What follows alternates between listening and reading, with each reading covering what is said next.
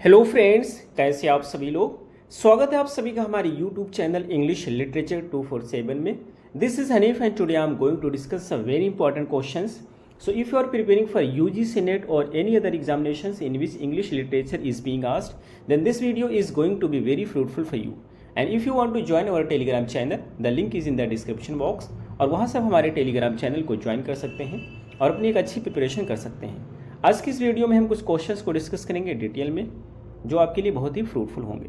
तो हमारा first question है, in an 1817 review of Coleridge Biographia Literaria Francis Jeffrey coined the term Lake School of Poets grouping. ये कहना चाहते हैं कि एक वर्क है जिसका नाम है बायोग्राफिया लिटरेरिया. ये जो वर्क है ये लिखा गया था कोलरिज के द्वारा और इसकी रिव्यू किया गया था 1817 में. इसकी रिव्यू के दौरान क्या हुआ था, फ्रांसिस जेफरी ने एक टर्म क्वाइंड किया था. वो जो टर्म क्या था, लेक स्कूल ऑफ पोएट्स. ये कहना चाहते हैं कि ये जो है किन पोएट्स के लिए यूज़ किया गया था, लेक स्कूल ऑफ पोएट्स. तो इसका आंसर आप बताएंगे. बेसिकली होता है क्या है कि जो लेक डिस्ट्रिक्ट होती है इंग्लैंड की, तो कुछ ऐसे पोएट्स होते हैं जो कि इंग्लैंड के लेक डिस्ट्रिक्ट में रह रहे होते हैं और इसी वजह से उनको लेक पोएट्स कहा जाता है. ये बात होती है रोमांटिक एज की होती है, 19वीं सेंचुरी की बिगनिंग होती है. और इसका जो सही आंसर हमारा होता है वो डी होता है, यानी कि इसमें आते हैं वर्ड्सवर्थ, कोलरिज, साउदी. ये 3 राइटर्स इसमें आते हैं. Next question is second, I am the enemy you killed my friend, I knew you in this dark. ये कहना चाहते हैं जो लाइन है वो किस पोम से ली गई है, और लाइन में कहना चाहते हैं कि मैं आपका दुश्मन हूँ, तुमने मुझे किल किया था. मेरे दोस्त मैं तुम्हारा दुश्मन हूँ, तुमने मुझे किल किया था. I knew you in this dark, और मैं तुम्हें इस डार्क में भी पहचान गया. तो आपको बताना है कि किस पोम से लिया गया है. बेसिकली एक पोएम है जिसका नाम है स्ट्रेंज मीटिंग. ये जो पोएम है इसको रखा गया है आईसी के सिलेबस में लास्ट ईयर और एक इंपॉर्टेंट पोएम है. तो इसी पोएम में इस लाइन को यूज़ किया गया है. ये जो हमारी पोएम होती है इसको किसके द्वारा लिखा गया है, तो एक राइटर है जिसका नाम है विल्फ्रेड ओवेन. विल्फ्रेड ओवेन के द्वारा इस पोएम को लिखा गया था. इस वजह से हमारा सही आंसर होगा D. So D is the right answer. Next question is third, the Rambler appeared every. ये बता कहना चाहते हैं कि जो रैम्बलर होता है उसकी जो है एक बेसिकली एक टाइप की मैगजीन होती है. तो ये रैम्बलर कब पब्लिश होता था आपको बताना है, इसकी पब्लिकेशन के बारे में आपको बताना है. ऑप्शंस आपके पास दिए हुए हैं. तो ये थर्ड क्वेश्चन होता है, द रैम्बलर होता है, इसको लिखा गया था सैमुअल जॉनसन के द्वारा और एक सीरीज बेसिकली होती है, शॉर्ट पेपर की एक सीरीज होती है जिसको पब्लिश किया गया था 1750 से 1752 तक. इसमें टोटल 208 आर्टिकल्स को पब्लिश किया गया था. इसको कब पब्लिश किया जाता था, तो इसका सही आंसर फर्स्ट इसको पब्लिश किया जाता था ट्यूसडे एंड थर्सडे, सैटरडे को. ट्यूसडे एंड सैटरडे को इसको पब्लिश किया जाता था. That's why the correct answer is first. Next question is fourth, Tottel's miscellany. जो टोटल्स मिसलेनी है इसमें जो लास्ट वाला ऑप्शन है 60 सोनेट्स हैं. तो आपको बताना है कि इसका सही आंसर क्या होगा. बेसिकली इसमें ये कहना चाहते हैं राइटर कि जो सोनेट्स है ये टोटल्स मिसलेनी, ये कितने सोनेट्स का कलेक्शन है. तो ये जो टोटल्स मिसलेनी होता है क्वेश्चन नंबर 4 जो हमारा है, ये बेसिकली सॉन्ग्स एंड सोनेट्स का कलेक्शन होता है जिसको पब्लिश किया गया था 1557 में और इसको लंदन में पब्लिश किया गया था. ये कितने सोनेट्स का कलेक्शन होता है, तो ये टोटल होता है 60 सोनेट्स का कलेक्शन. इस वजह से आपका जो सही आंसर होगा वो डी होगा. फोर्थ का हमारा सही आंसर है D. Next question is fifth, Tennyson's poem about women's right and women's sphere. Tennyson की एक पोएम है जिसमें वो बात करते हैं वीमेन की राइट की और वीमेंस की स्फीयर की. आपको बताना है कि ये जो पोएम है उसका नाम क्या है. ऑप्शंस आपके पास दिए हुए हैं. 5 नंबर का क्वेश्चन है. तो ये बेसिकली जो पोएम होती है ये क्या होती है, this poem is a serio comic blank verse narrative poem. इसका जो सही आंसर होता है वो बेसिकली डी होता है. डी जो प्रिंसेस, तो जो प्रिंसेस होता है ये सीरियो कॉमिक ब्लैंक वर्स होता है. एक नैरेटिव पोएम है जिसको पब्लिश किया गया था 1847 में. इसको अल्फ्रेड लॉर्ड टेनिसन के द्वारा लिखा गया था. जो अल्फ्रेड लॉर्ड टेनिसन होते हैं ये भी एक इंपॉर्टेंट पोएट है क्योंकि इनको पोएट लॉरेट भी बनाया गया था 1850 में. और ये जो होते हैं काफ़ी लंबे समय के लिए पोएट लॉरेट रहते हैं. इनको बनाया गया था 1850 में. 1850 से 1892 तक, दैट मीन्स कि he was poet laureate for 42 years. और इससे पहले जो पोएट लॉरेट के पोस्ट पे होते हैं वो 1850 में विलियम वर्ड्सवर्थ होते हैं। विलियम वर्ड्सवर्थ एक्सपायर कर जाते हैं 1850 में। विलियम वर्ड्सवर्थ को बनाया गया था 1843 में। 1843 में बनाया गया था। उसके 7 साल के बाद में विलियम वर्ड्सवर्थ एक्सपायर कर जाते हैं और बाद में बनाया जाता है अल्फ्रेड लॉर्ड टेनिसन को। नेक्स्ट, सो इसका सही आंसर हमारा डी है। नेक्स्ट क्वेश्चन इज 6 क्वेश्चन है, hymn to adversity is a poem. आपको बताना है कि जो hymn to adversity is a poem, इसको किसके द्वारा लिखा गया है। 6 नंबर का क्वेश्चन है। तो 6 नंबर का जो हमारा क्वेश्चन है उसका सही आंसर ये होगा थॉमस ग्रे। अभी जो थॉमस ग्रे होते हैं, इनका जो ये पोम है जिसका नाम है हिम टू एडवर्सिटी, तो ये जो पोम होता है बेसिकली एक एलिगोरिकल ओड है। ओड मीन्स क्या होता है? Ode basically is a poem that is written in the appreciation of something, somebody और सम इवेंट। किसी चीज़ की प्रशंसा में जब भी लिखा जाता है कोई पोम तो उसको हम ओड बोलते हैं। तो एक ओड है। इसमें क्या क्या एलिगोरिकल। एलिगरी क्या होता है? जब भी किसी भी फिगर के माध्यम से, एक्शन के माध्यम से, इमेजरी के माध्यम से हम किसी चीज़ को डिस्क्राइब करना चाहते हैं तो उसी को हम बोलते हैं एलिगरी। और ये जो होता है, जो हमारे राइटर थॉमस ग्रे, ये बहुत ज़्यादा फेमस है अपने वर्क के लिए। उनका वर्क का नाम है elegy written in a country churchyard. इनका बहुत ही फेमस एलिजी है और इसी एलिजी के लिए फेमस है जिसको पब्लिश किया गया था 1751 में। तो इस वजह से हमारा इसका जो सही आंसर है फर्स्ट है। ये इंपॉर्टेंट पॉइंट्स है।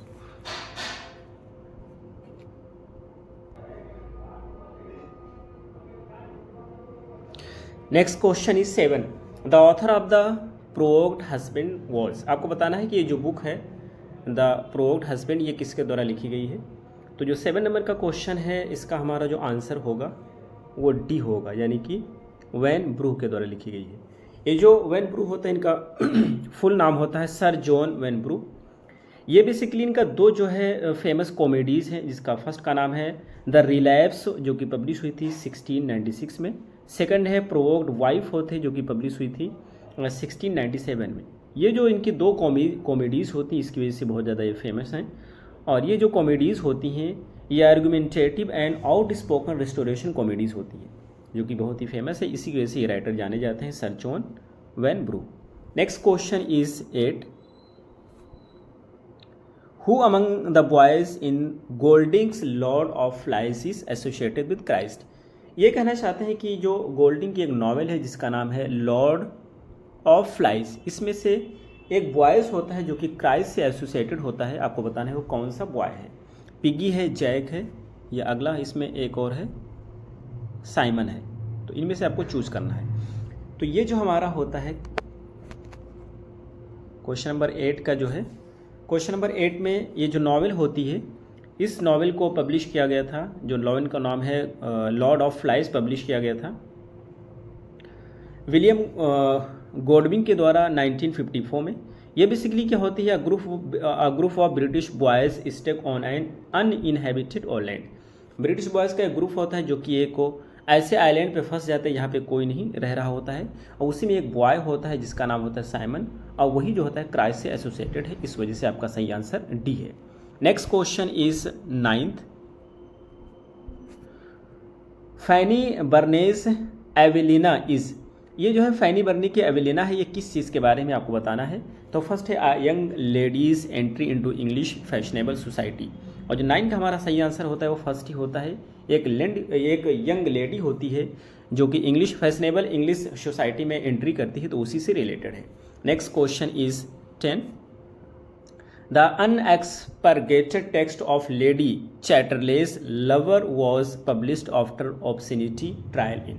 एक कहना चाहते हैं एक वर्क है जिसका नाम है लेडी चैटरलेस लवर, इसको कब पब्लिश किया गया था।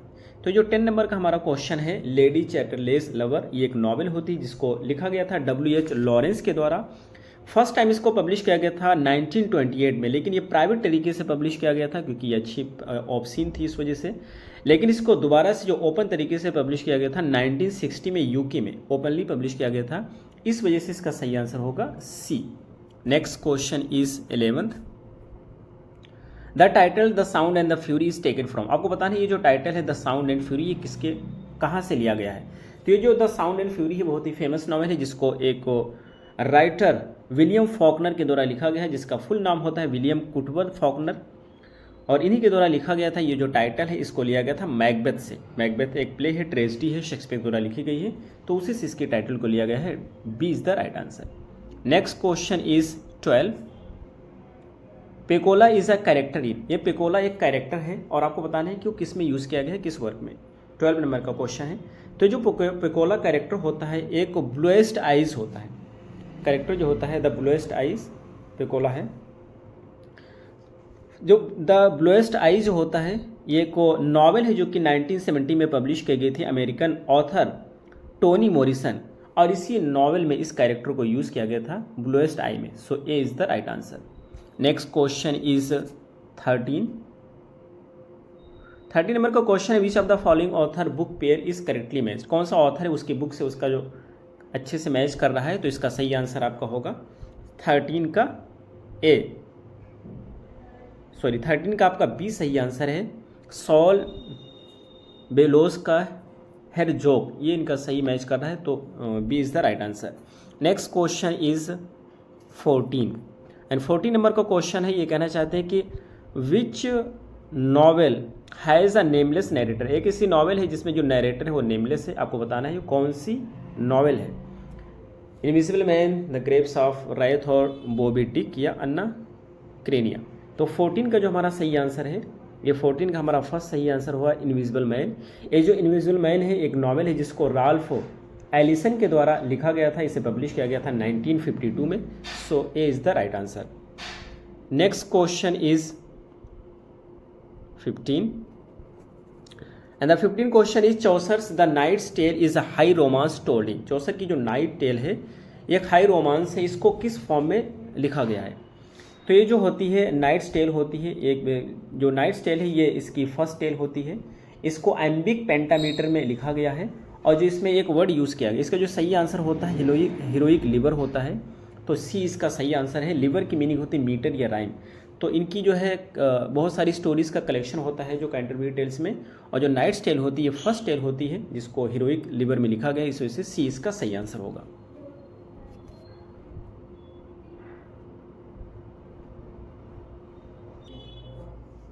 नेक्स्ट क्वेश्चन इज 16 में आपको बताना है कि मार्लोस फर्स्ट ओरिजिनल वर्क कौन सा है, इनका सबसे पहला ओरिजिनल वर्क कौन सा है जो है क्रिस्टोफर मार्लो का। तो इसका सही आंसर फर्स्ट होता है टैम्बरलेन द ग्रेट, इनका फर्स्ट ओरिजिनल वर्क होता है, first A is the right answer. अभी ये जो इनकी वर्क होता है इसको बहुत ही लूजली बेस्ड किया गया है। एक सेंट्रल एशियन कैरेक्टर होता है जिसका नाम तैमूर होता है, तो उसी तैमूर के ऊपर उसी की लाइफ पर ये बेस्ड है। नेक्स्ट क्वेश्चन इज 17 है the nun's priest tale had its origin in, ये कहना चाहते हैं जो नन्स प्रीस्ट टेल होती है उसकी ओरिजिन कहाँ से है। तो फर्स्ट है the French roman de Renard, और यही इसका सही आंसर है, the French roman de Renard इसकी ओरिजिन होती है। और ये भी जो प्रीस्ट टेल होती है ये भी चौसर की कैंटरबरी टेल से उसी से ली गई है। Next question is 18 the first folio of Shakespeare's plays appeared, Shakespeare के जो फर्स्ट फोलियो होता है कब पब्लिश होता है। तो जो विलियम शेक्सपियर होते हैं ये he was born in 1564 and died in 1616 and after 7 years of his death his first folio was published in 1623। If you talk about William Shakespeare तो he has written total 154 sonnets, 37 plays, and in the first folio was published in 1623, and in the first folio he published 36 plays. One play was left and the name of the play was Pericles. So Pericles was left in the first folio and it was published later.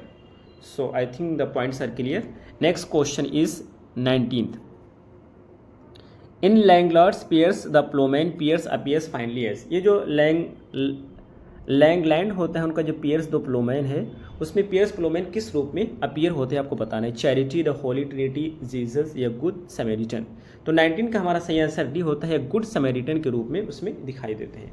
अब ये भी एक एलिगरिकल narrative poem है जो कि William Langland के द्वारा लिखा गया था। नेक्स्ट क्वेश्चन हमारा जो कि लास्ट क्वेश्चन है और ये टी है, ये कहता है it was decided that each Canterbury pilgrim would tell in all. तो ये जो कैंटरबरी टेल्स होता है जो कि जोफ्री चौसर के द्वारा लिखा गया था, इसमें ये लोग एक शराय को इनको जा रहे होते हैं, तो जाते समय ये लोग डिसाइड करते हैं इसमें टोटल जो व्यक्ति होते हैं टोटल 30 पीपल होते हैं, होस्ट को अगर लिया जाए तो 30 पीपल होते हैं। और ये डिसाइड करते हैं कि हर व्यक्ति को कहानी सुनानी है। तो जाते समय एक व्यक्ति 2 कहानी सुनाएगा, आते समय 2 कहानी सुनाएगा, और इस वजह से इनकी जो प्लानिंग होती है टोटल 120 स्टोरीज़ को लिखने की प्लानिंग होती है जोफ्री चौसर की। लेकिन क्या होता है कि इसमें टोटली जो लिख पाते हैं ये 24 स्टोरीज लिख पाते हैं, बाद में इनकी जो है मृत्यु हो जाती है। तो इसमें जो 24 स्टोरीज लिखते हैं उसमें से 22 स्टोरीज वर्स में लिखा गया है, 2 स्टोरीज प्रोज में लिखा गया है, और टोटल इनकी प्लानिंग होती है 120 स्टोरी लिखने की।